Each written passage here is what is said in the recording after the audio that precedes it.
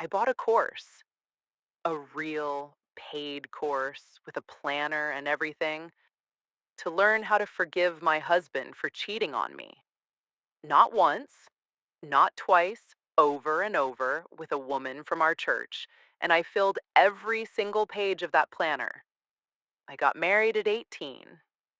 He was my first love, my first everything.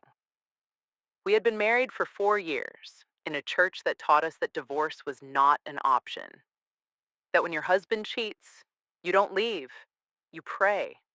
You become a wise woman.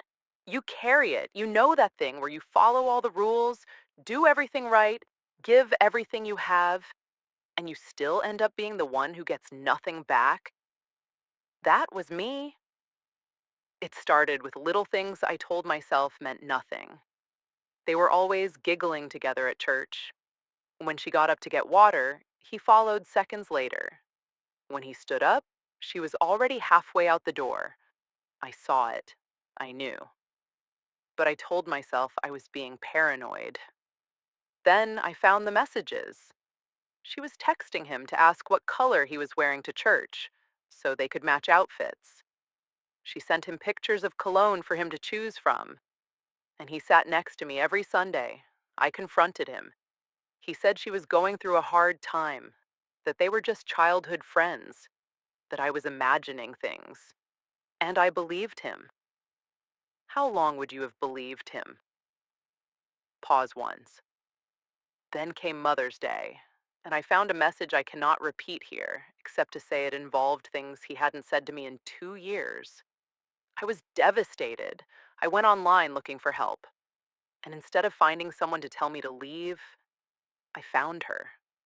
A blogger, a woman who talked about how to handle a cheating husband with grace. How it's not really him, it's the enemy acting in his life. How a wise woman doesn't yell, doesn't curse, doesn't leave. When you're broken and desperate, the first person who sounds like they understand you, you hold on to them like a lifeline. She sold a course. I bought it on his credit card. I figured he should at least pay for it. From May to September, I did the course. I wrote in my little planner. I prayed. I forgave. I closed my eyes, and the whole time, he stopped even trying to hide it. Her chat background on his phone? A photo of the two of them together.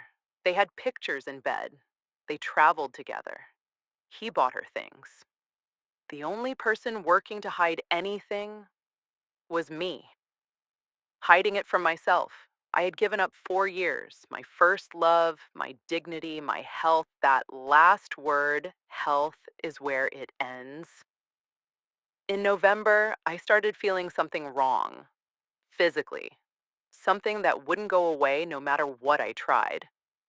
I was too ashamed to go to the doctor because I already knew what it probably was. I cried and told him. And he told me I needed to know my place, that if I didn't like it, I could leave. He lied, he cheated, he gave me something, and then told me to know my place. I called my dad, not my mom. She had been telling me to leave for months, my dad. And I told him everything on the phone, right after that fight. He took longer than he should have to arrive. When he finally showed up, he was out of breath and sweating.